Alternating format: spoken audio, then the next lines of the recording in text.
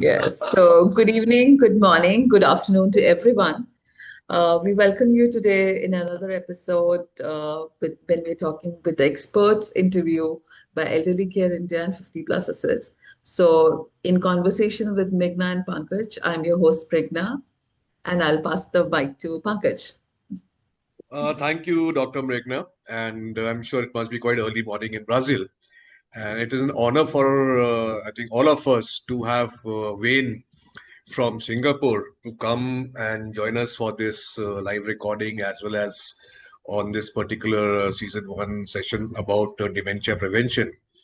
Thank This you. is a subject which Wayne is very close to because we have been following his work in this field. And I didn't know anyone better to get on board for a session like this across the southeastern countries. And Singapore is just being 2.5 hours crow flight distance. And more than that is, I think, ideology and the mission is somewhat quite similar. So really welcome Wayne on the show and look forward to genuinely learning from you. And just to summarize the entire thing, these sessions is not only meant for recording of a podcast. We will be converting them into regional languages in India so that at the ground level, the people who don't know about dementia or they don't know really about the issues related to aging, they benefit. And dementia is definitely growing. So your session, we are really eagerly looking forward to and taking it forward. Thank you. Exciting. Thank you. Thank you for introducing me. Yeah, Wayne. So, going ahead, we were very excited about, understanding, especially when we it comes to dementia. People now, more or less, especially those who have family members or have personal experience suffering or their own loved ones, suffering with dementia, have a lot of knowledge regarding dementia, how to manage, how to maintain people with dementia, how to organize their life, maybe calendaring their day, various aspects of dementia. So I've seen people have a lot of knowledge regarding these things, but the thing that is very less spoken about is the prevention of part of it. So now today we're very excited to talk about the prevention of dementia. There has been a lot of research now around this, and I think more needs to be spoken about the subject. So our listeners would be very excited to talk about this matter.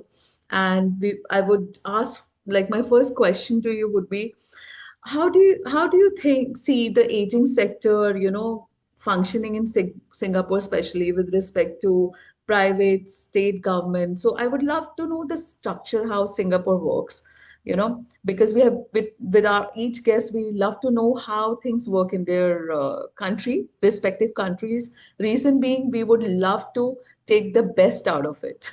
So that is my first Sure. question to you. Sure. So thank you for the question. I'm happy to start with that. Very important question to understand the state of affairs in Singapore. Right. So in Singapore, essentially, there is the private and the public as with many other countries. The aged care sector kind of is a public-private framework.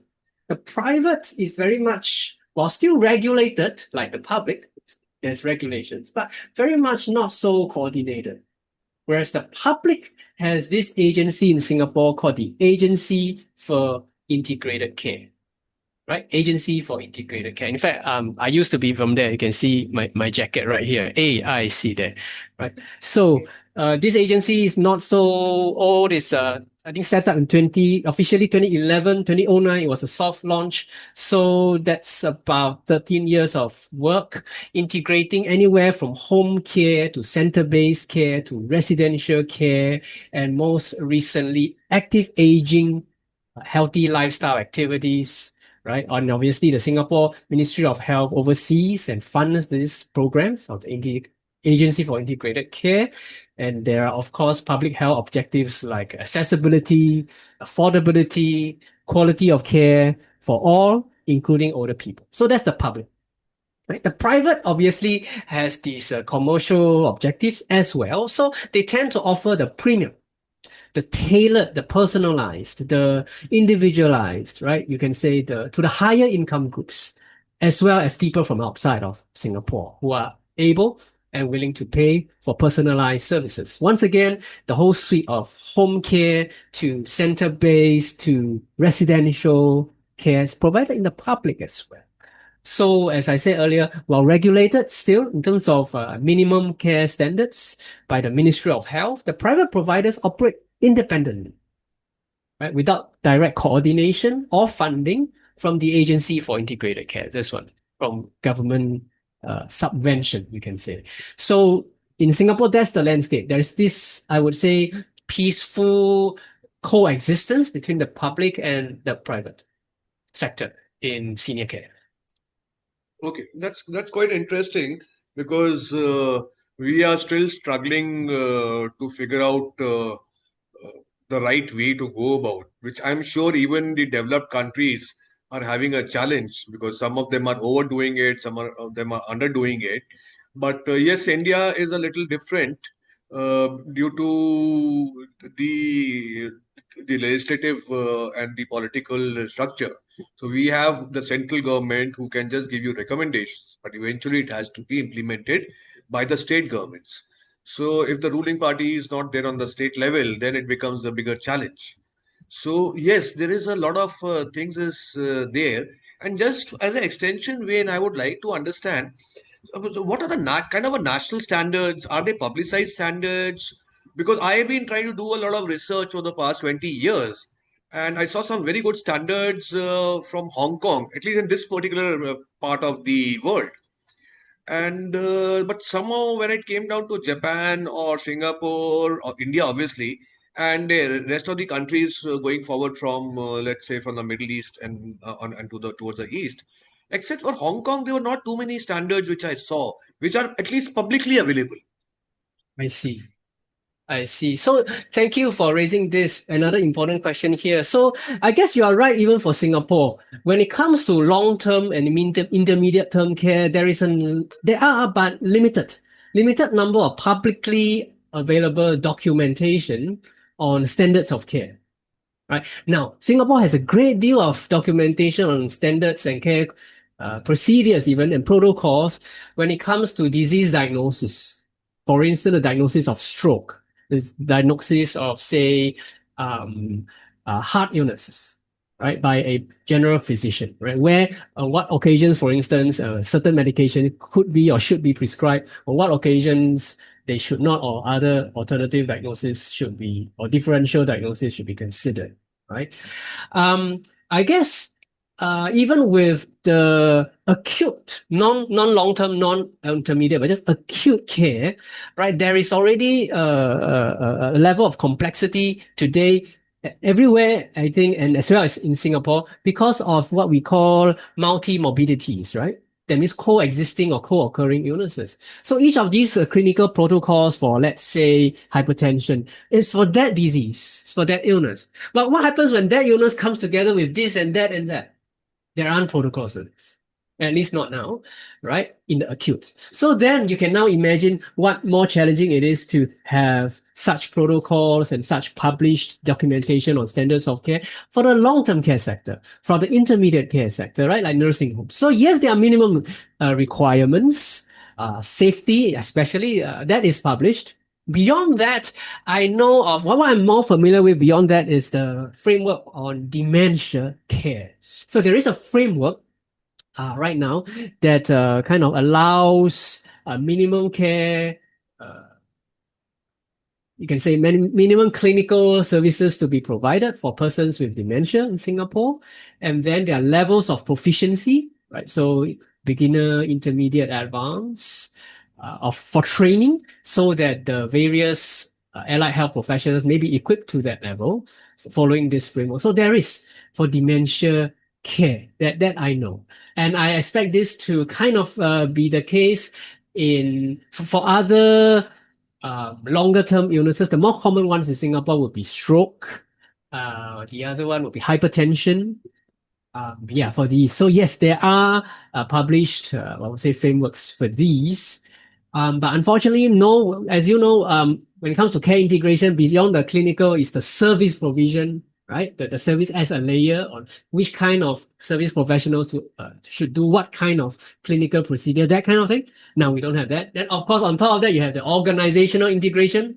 Once again, we don't have that. Then on top of that, you have the, I guess even what you call that cross-organizational integration. No, we don't have that. So the agency for integrated care, right, that I described just now in the public sector is supposed to coordinate these. So they are still trying very hard to coordinate the ever evolving, ever increasing scope of intermediate and long-term care. So yeah, I'm not sure. Well, I'm 20 years in service. I don't know if by the time I retire, there would be something. I hope so. No, we will make it happen. Don't worry. Across the globe, we'll make it happen. Yeah, I think Yeah, so I hope whole this helps our audience understand the situation here. Yeah, no, it really helps, in fact, being to also compare the global scenario that where we are lacking. So, because once we understand where we're lacking, is how we can improve the system in general. And it's very interesting to know how the system is working in Singapore. So, coming to the most important topic that I was really excited myself to talk about, because in India, 50 plus has been working for almost more than a decade in dementia care. And coming to the topic of dementia prevention.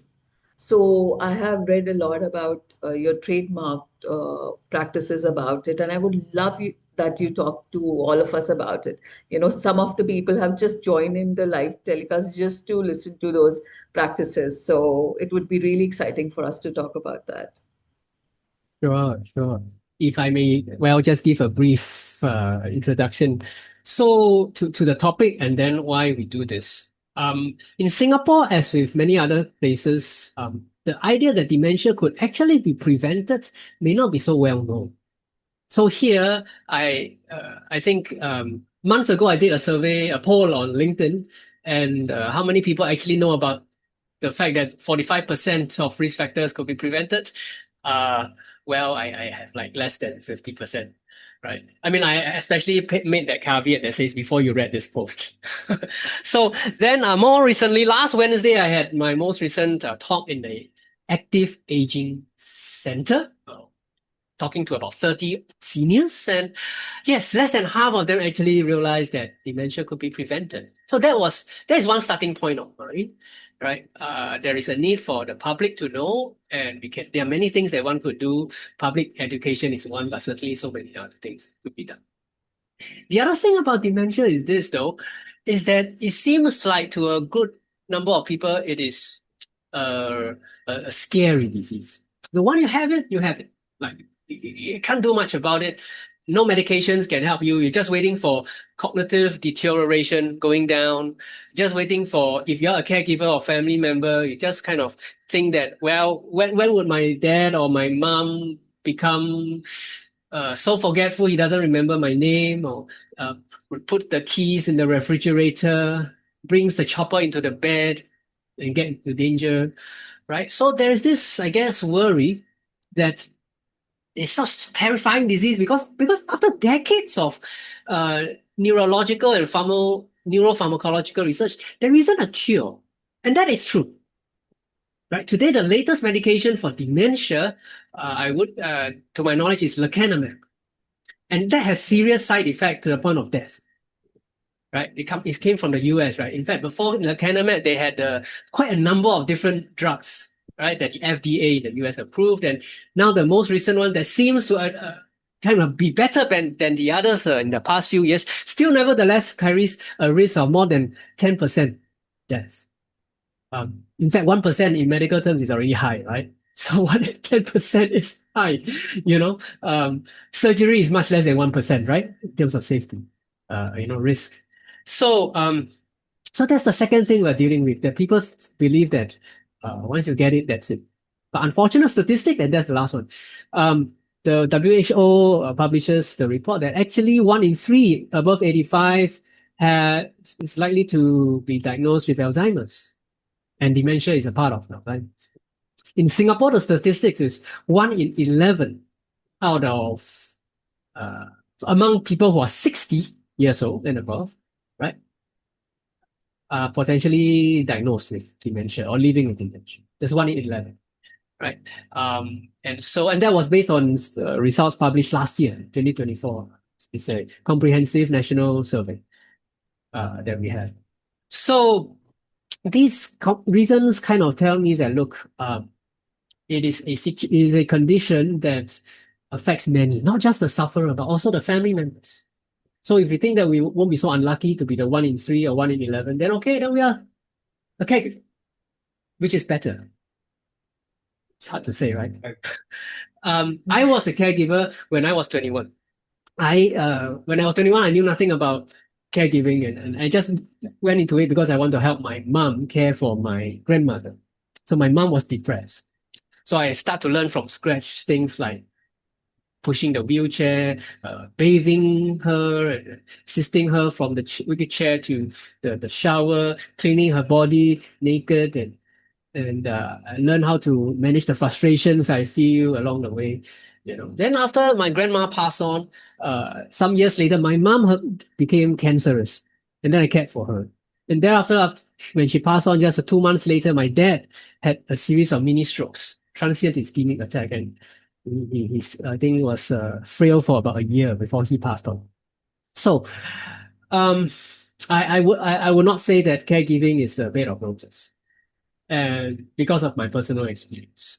However, I realized that if I feel any pleasantness, if I feel that it's so stressful caring for each of these 3 people and learning from them, from my experiences, then I would say caregivers for dementia patients may have it worse than me.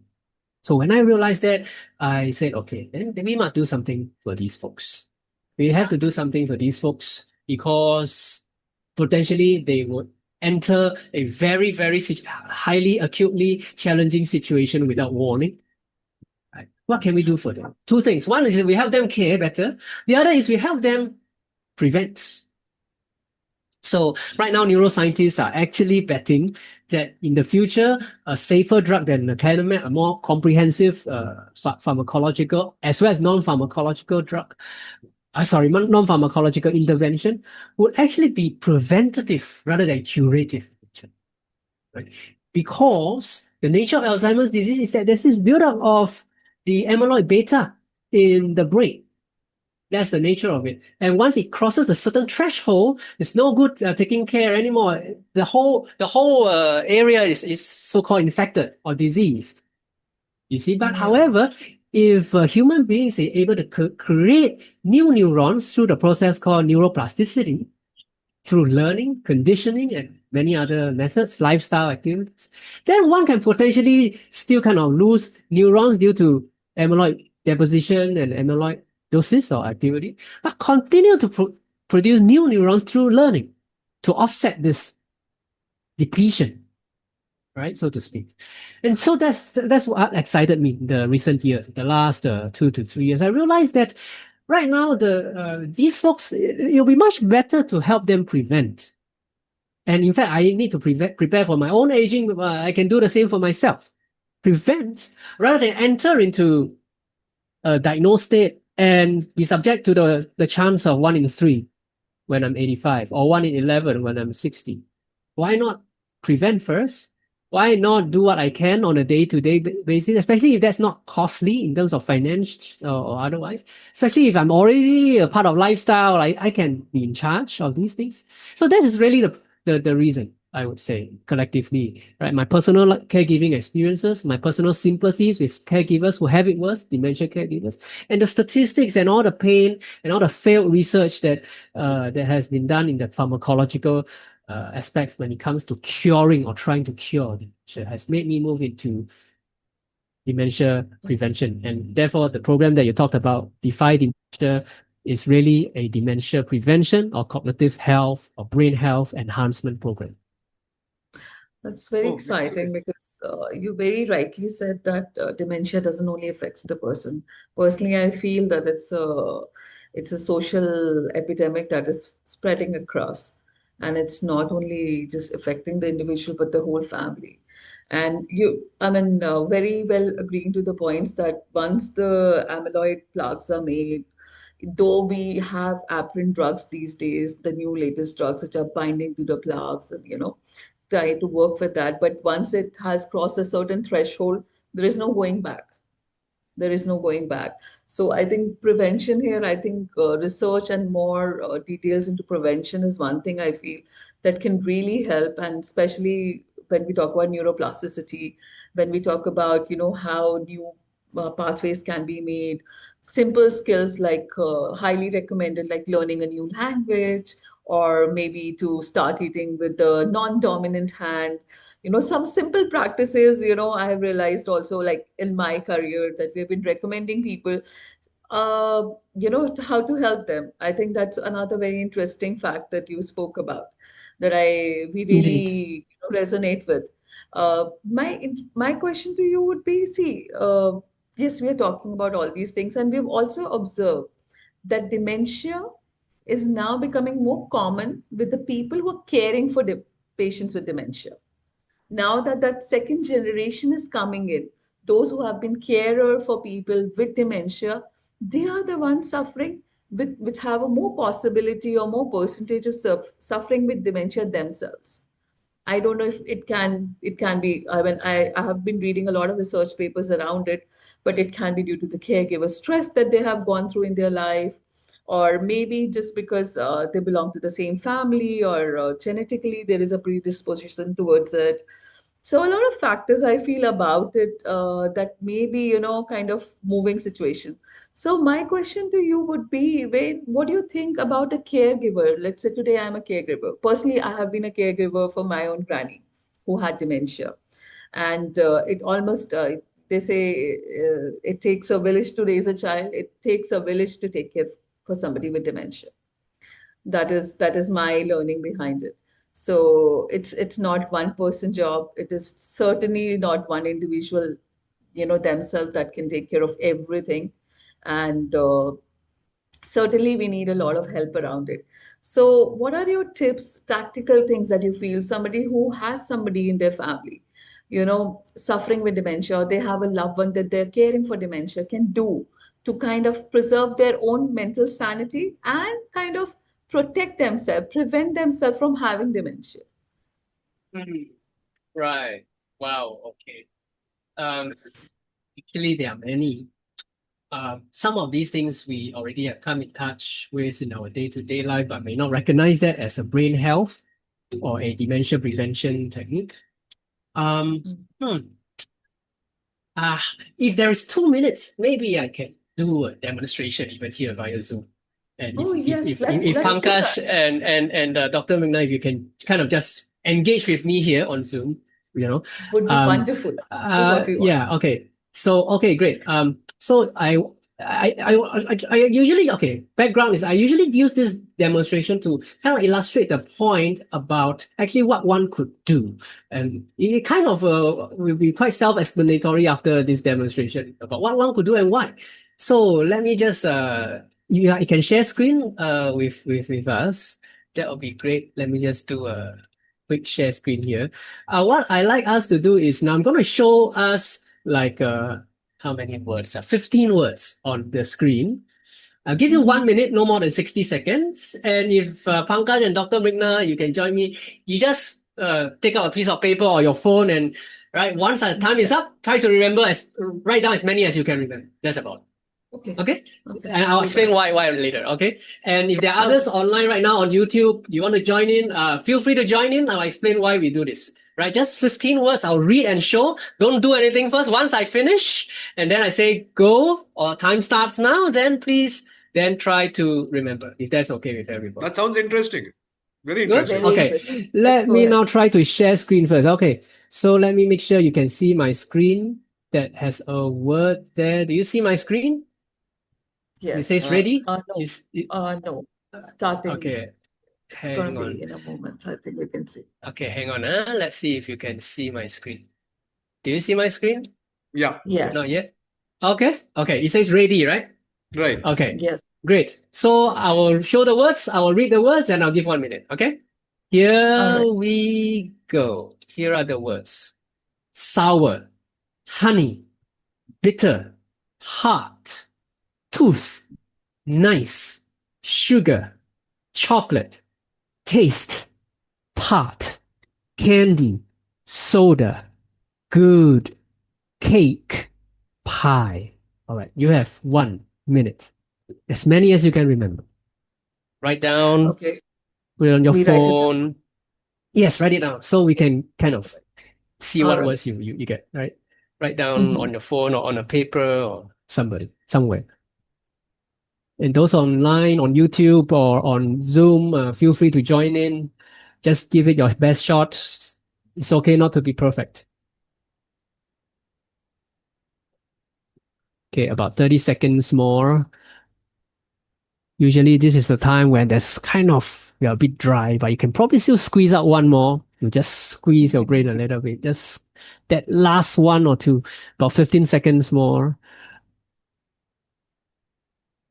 All right. 5, 4, 3, 2, 1. Great. All right. Okay. Just between Pankaj and Dr. Mrigna, right? How do you think you did out of 15? Oh, poor. Not so good, but Make a I guess. think I could, if I'm not wrong, I think I could do 12 of them, 10, 12. 12 I think, yeah. of 15. Okay. How about Pankaj? 5. Okay. Oh, wow. Okay. You're very humble there. Okay. How about this? I'm going to give us another minute to do another new list of words, same instructions. I believe the Okay. second one will be, you'll do better. So Pankaj, you probably get more than 5, and Dr. Mrigna, you might even get full score. If let's say you give your best shot. Okay. Okay, let's try that. Later on, we'll Okay, compare the scores and I will explain why there's this need to compare. Okay, here we go. Yeah. The next 1 minute. So please don't write anything first. Don't play cheat. Once I finish reading and showing, then try to remember. Right, Yeah, here please. we go. All right, here we go. The words are pillow, dream, nap, blanket, bed, rest, night, drowsy, darkness, yawn, tired, mattress, relax, snore, quiet. You have 1 minute. Okay. As many as you can.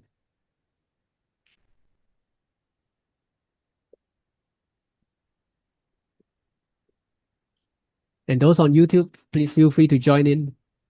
Hopefully you get a better score in the second trial than the first one.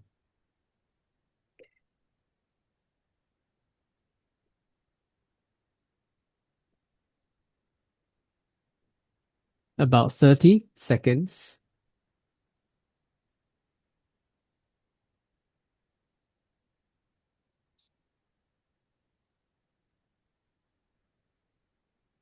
About 20 seconds. Squeeze out that last word if you can. Just a bit more. And all should be good. Last few seconds now. 4, 3, 2, 1. Okay, time's up. All right. Okay. So do you, Pankaj and Dr. Mrigna, believe that your second trial will be better? Yes? Oh, like At least one by slightly? one word. By one word. Yes. By one. Even Okay. I got only one more. I got 6 of them. You got one more. Oh, I see. Okay, let's see. Let's see. I'm going to show you the answers now. Okay, here are the answers. Yeah. See how much you get for each of the two trials. On the first list and the second list. Those online, you can type in the chat 12 and on YouTube. 13. Okay, Respectively. great. Dr. Mrigna got 12 and 13. And Pankaj, what do you get? I got 6. No, I didn't need to look Both. at it. Yeah. You got 6 correct for both. I got 5 for the 5 first and and 6 for the second. Oh, all right, correct? All 5 and all 6 correct. Huh? All right. Excellent. Now, question for all of us it is, huh? On the first list, do you have the word sweet or sweetness? No, you didn't No? have. Pankaj? No? Okay. On the second list, did you wrongly put the word sweet or sweetness? No. No. No? Okay, great. No. On the second list, do you wrongly put the word sleep? Yes, I did. You did. Okay. Mrigna, you did. And Pankaj? No. No. Okay. So great. Thank you very much. Those are the words. So it looks like uh for Dr. Mrigna, your 13 words, right? You had a 14th, sleep. Is that right? On the Yes. second list? Yeah, that was the All right, all 14th right. word I wrote, but that's not the correct one. Of Okay. course, it's not there And because everything is, I think, about sleep. Possibly that's why my mind felt it's about sleep. absolutely, absolutely. That's the point actually I wanted to make here. So basically this slide I usually use to kind of share with the folks who come to my class, to my training, that actually research has shown that there is zero association between the feeling of one's certainty about the memory, like sleep or sweet, right? And the actual accuracy of that memory. And this is exactly the reason, right? Is as Dr. Mrigna said, that because all those words are, all those items, they are about this thing. So we assume that word is there, right? Somehow our brain Correct. tricked us to believe that.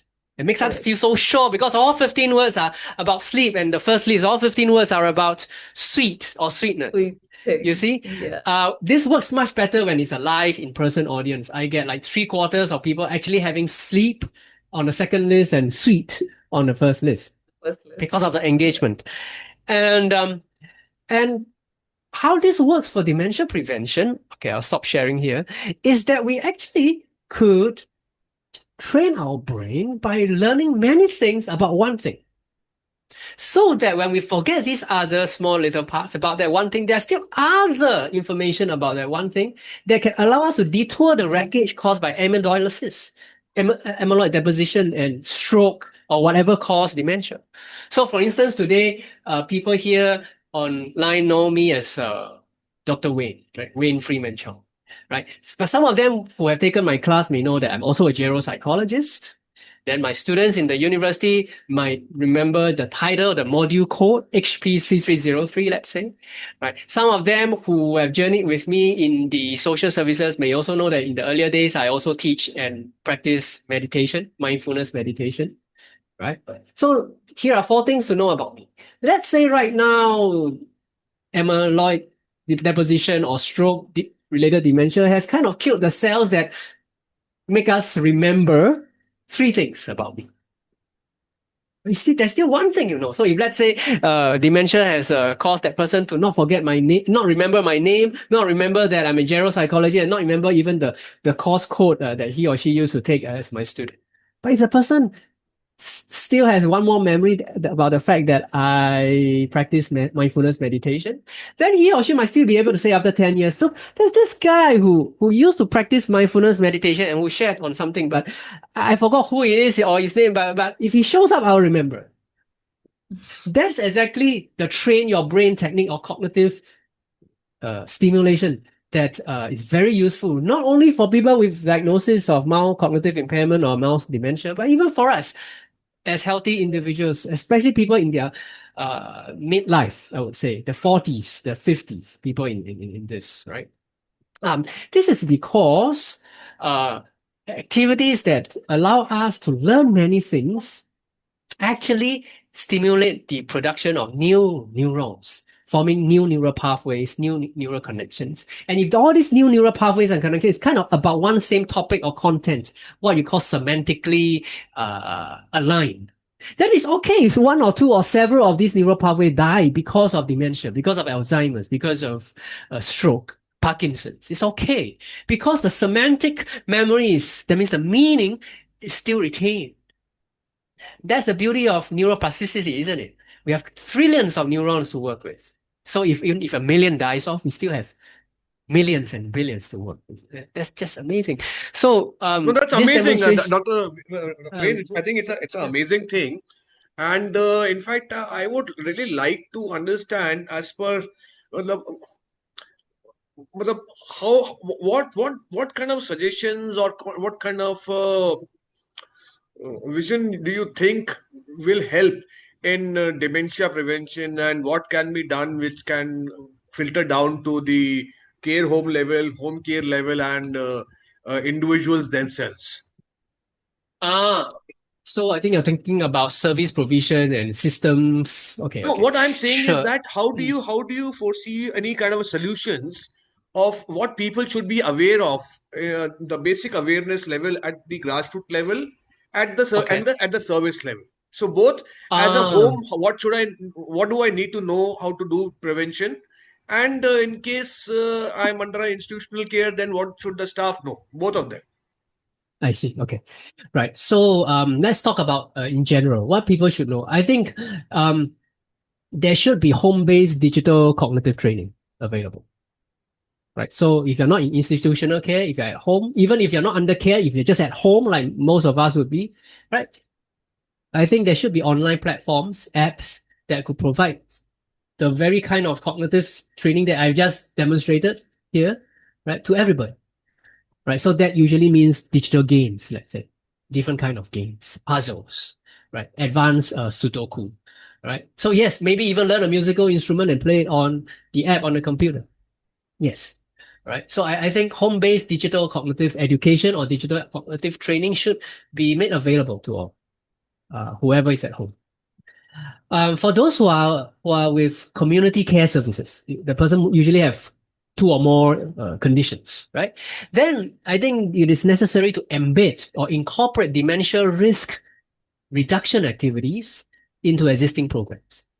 No need to change existing programs entirely, but add, say, a 10%. So, for instance, in Singapore, there is a kind of a nationwide falls prevention program that happens in almost every active aging center. So the idea is that frail people tend to fall, and when they fall, they get into many other problems. So we want to prevent them from even falling the first time. And if they have fallen once, they will be very anxious, right, or worried to do many things, and then that increases actually the risk of fall. Now, great. So while educating on false risk and the self-fulfilling prophecy of false related anxiety, one could actually embed dementia risk reduction in there. How? Resistance training, resistance band, for instance, breathing exercises, relaxation exercises, physical activities. All these actually overlap between, say, falls prevention and cognitive health. Because what is good for the heart actually is good for the brain. Physical activity is good for the brain and it's also good for falls prevention, for instance. So that's the second one. The third one, I think we need to train caregivers. And I mean both the professional caregivers and the home-based or family caregivers. Right. For the professional caregivers, I believe it would be in, say, residential settings to recognize the signs of dementia, to improve or increase or enhance the stimulation in the physical and the social environment, which also, that I guess also means that a lot of communication training should be done with these caregivers in the care setting, in the residential care. So with a person with moderate to advanced dementia, you cannot just talk like that. You got to say, for instance, wait for a certain lucid moment. You got to engage that person with something that clicks, and you will know when that person clicks. You got to make all the various small little micro steps like eye contact, maybe even physical touch and posture and voice intonation, all these micro things, right? That is for the professional. Thing is, this requires certain proficiency that's beyond what is usually provided residential care. So that's the gap, or I can say that is the challenge. For family caregivers, what my agency have tried to do is to teach this course or this program called How to Talk to Your Stubborn Elderly at Home. So, I mean, this is not the only thing that they can learn, but what I'm saying is that home caregivers or family members can also learn to have nurturing interactions with their older people. Even if that older person is not diagnosed with any dementia or any risk or any related illnesses, the nurturing interactions that usually promotes connection and acceptance, that usually promotes autonomy, that promotes what do you call healthy expectations of performance of various physical functions and activities, actually helps the older person at home delay the onset if there is going to be an onset. Right? And the last thing I would say is what we know now in some parts of the world is called dementia-friendly communities. This is something that is championed by it's part of the UN SDG, right now, Sustainable Development Goals, and WHO is championing this in many developing and developed places. In Singapore, it probably means developing neighborhood networks, right? Physical network as well as the social network, so that people could mingle, and when they mingle, there's safe space. And then people could connect with a part of themselves when they're younger days. So then they retrieve memories. That is one way to stimulate the brain. Then there's also the other connection about connecting with other people. So then there's this forming new connections, forming new neural networks. So I believe these four things. So home-based digital cognitive training, integrate community care services, integrate with existing community care services, training both professional and home-based caregivers, and dementia-friendly communities. I think these are four ways that if implemented, if done holistically, we will actually see an overall uplift in the prevention efforts and probably reduction in decline cognitive. Very well put. I think you have summarized what needs to be done at the country level, at the government level, as well as the society level.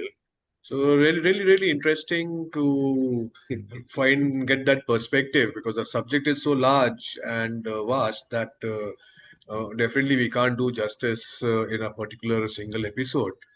Yep. So definitely we'll have to take it in a multiple episodes and touch base, because something which I want to talk in the next session with you, which I was just thinking, was to understand the abuse of dementia people, because that Sure. is what I have seen is a very serious thing, especially in care homes, memory care homes in UK and in the developed nations, because they are the ones who can't really speak out that they have been abused. So, and obviously in India also. So once we talk about that particular subject with you in the next episode, that will be a very insight discussion, which is a reality which most of us do not really talk about. So that's good. And Dr. Mrigna, you Sure. have a Sure. question about the thing? Yeah, so Pankaj, honestly, it has been very interesting. We have spoken with Wayne about family, caregiving involvement. He has spoken very amazingly about that, about the cultural uh, insights into the situation, how we're working around with the communities and, putting it on the groundhood level, the grassroots level. And public policy also we've spoken about. So my question to Wayne, that my final question would be, though we don't want to let him go, but it would be to talk about the future outlook.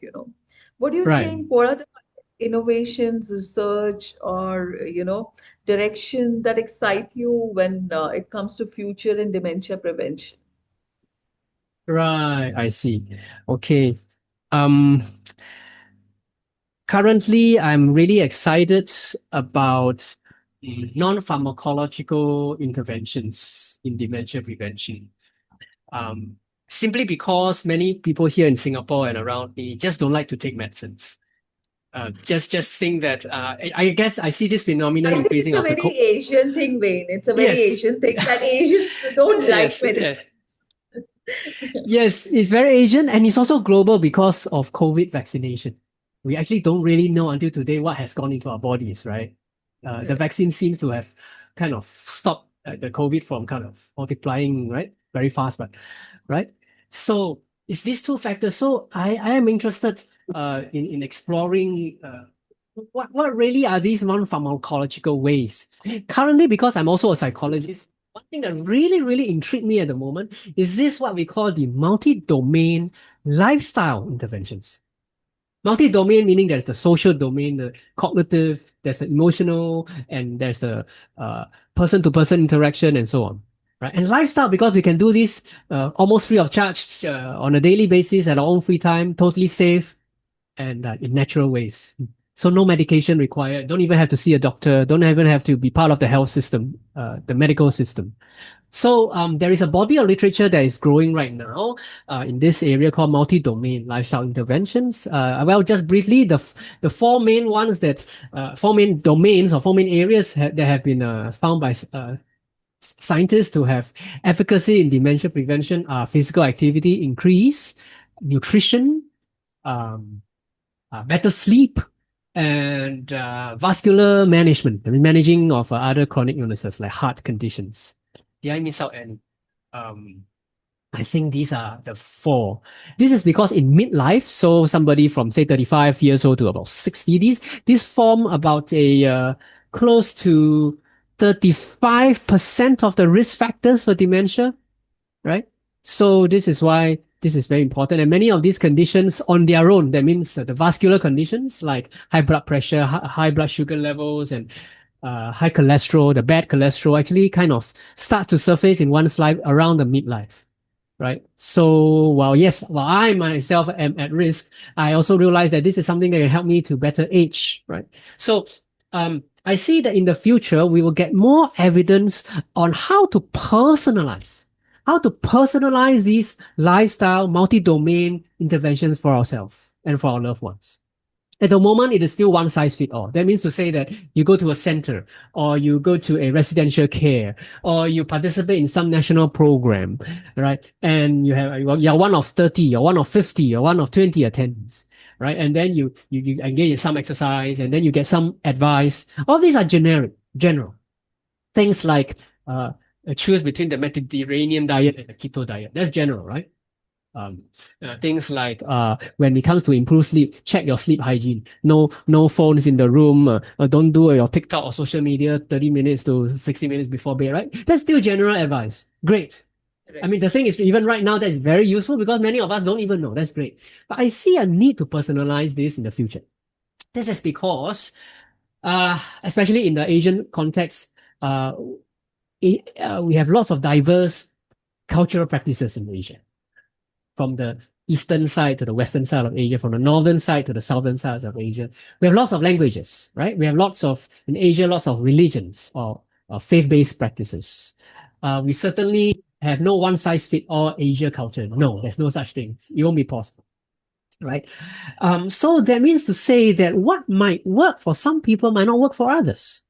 What might be preferred as part of a life, as part of an appropriate cultural day-to-day living for some, in India, in Singapore, might not be suitable for those in, say, Indonesia, in some of the provinces, in, say, the Philippines, or in China, for example. So I would say that going into the future, personalized multi-domain lifestyle intervention would be more developed and would be kind of the main thing. So I think there are three things that will go into a personal life. Be motivation training. So those of us who like to be a couch potato and watch Netflix and watch television, how do we get out of the couch? How do we get the motivation? Those of us who like to eat junk food and McDonald's, right? And that's great. In fact, McDonald's now have the nutritional chart with the pyramid and blah, blah. That's great today than 20 years ago. But still, how do we eat more nutritiously than how do we motivate ourselves? How about things like smoking cessation, appropriate alcohol consumption, better sleep, all these lifestyle things? How do we motivate ourselves in a way that motivates me, that works for me, right? But that may not work for somebody else because his or her motivator might be totally different, right? So I would say that motivation is one big component that will be dealt with, that will be addressed in personalizing multi-domain lifestyle intervention for dementia prevention. The second one will be what we did in the demonstration, cognitive training.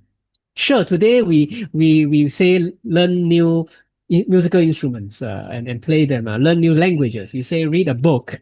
We say interact with people. Still, these are generalized, right? Reading a book may not pertain to everybody. What if I'm not so literate? What if I just don't like to read book? In fact, I can just personally share that. Actually, I don't really like to read book. I have not read a fiction for a long time. For at least a decade. And when it comes to reading journal articles, I only read from end to end in those articles that I want to cite. I just be honest with you. So in many other articles that I read, I may go for the result section first and then the methods, and then I'll see whether I'll go on. Right? I don't read from end to end. I don't know about other scientists, but that's me. Okay. So, I would say that cognitive training, right, once again has to be personalized, whether it's working memory, whether it's episodic, semantic, numerical processing, language, and then language in Asia, there's so many language, exactly what language. And then we also need to have language-free assessment tools and risk tools so that people who cannot verbalize and enunciate a certain word can still nevertheless be tested for mild cognitive impairment, right? So using, say, visual cues, for instance. So I really think that there's a lot to be done in personalizing cognitive stimulation or cognitive training. The last thing I would say is reminiscence or sharing our stories. Almost all the seniors I work with, they love to share their stories. It's just with who? Yes. Very true. Some of them don't like to share with me. That's okay. They can share it. I tell them they can share with the others, right? Some of them are shy, not in a big group. That's okay. Can be a small group or can be a one-to-one, right? Almost all the seniors love to share their stories. And there's this thing about sharing stories that's beautiful scientifically.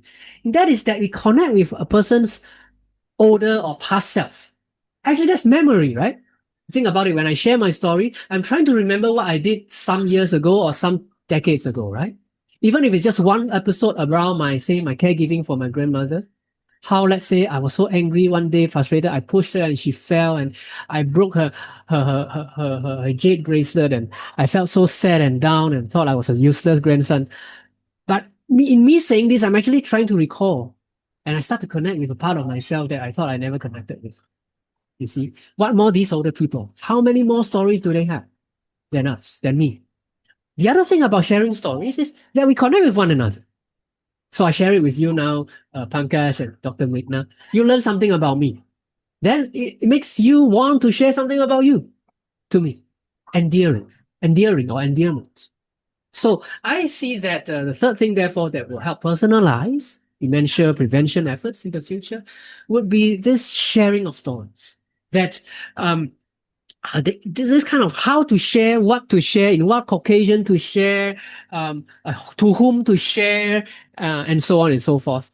I believe we'll have more clarity in the future as to what works in an individualized basis. So three things really that I see in dementia prevention efforts, all in the umbrella of what we call multi-domain lifestyle interventions.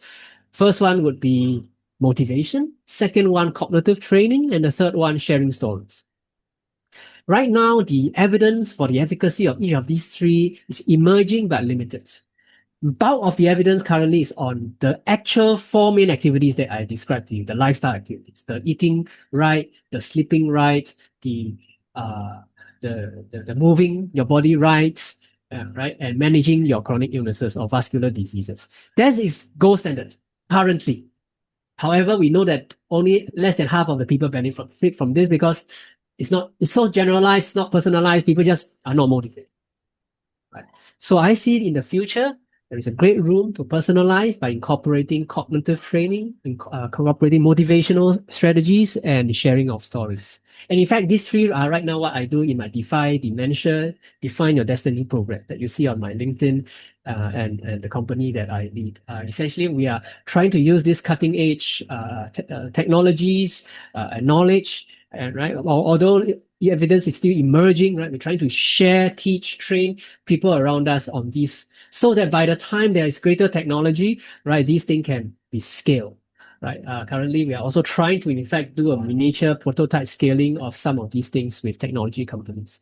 And I really see that there's so great room, not just in Singapore, but in a lot of part of Southeast Asia and Asia in general to do this, especially for the communities that are harder to reach. So I guess Pankaj, it would be those in the villages, in those places that speak a different dialect, right? Yes, we need to personalize for these folks. In those hard to reach islands in Indonesia, we need to personalize for these folks, right? In those mountainous areas in China, we need to personalize for these folks. We are totally not there yet.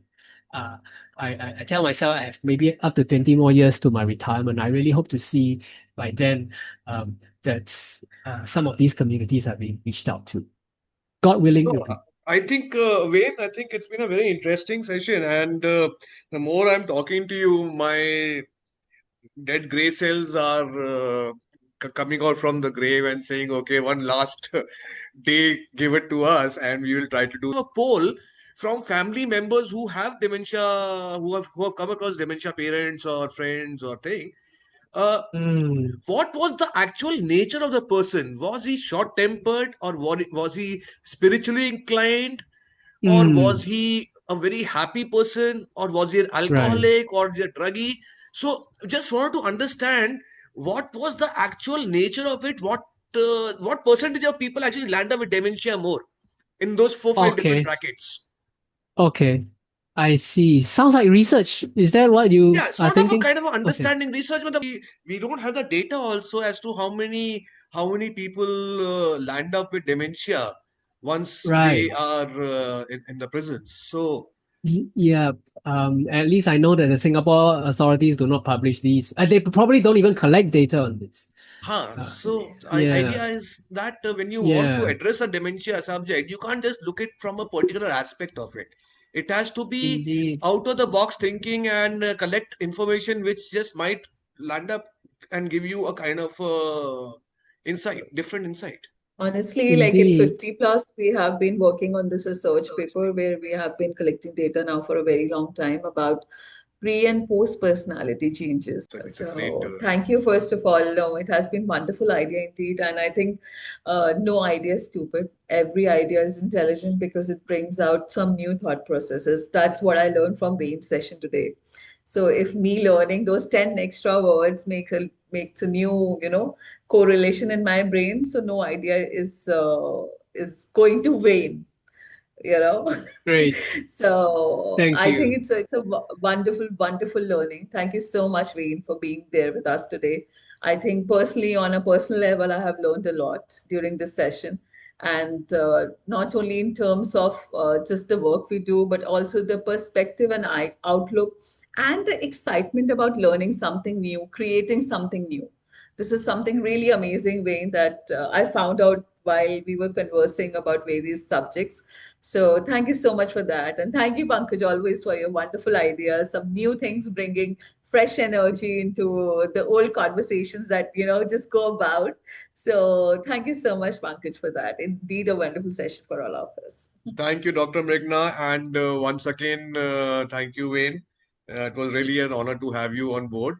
And with this, I think we'll close this particular session recording. Okay, My thank you. pleasure. My pleasure. Thank you, Namaste. Pankaj. Thank you. Right. God Thank you. bless. Thank you. Thank you, Thanks, Dr. everyone. Vigna. All right. Bye-bye. Bye.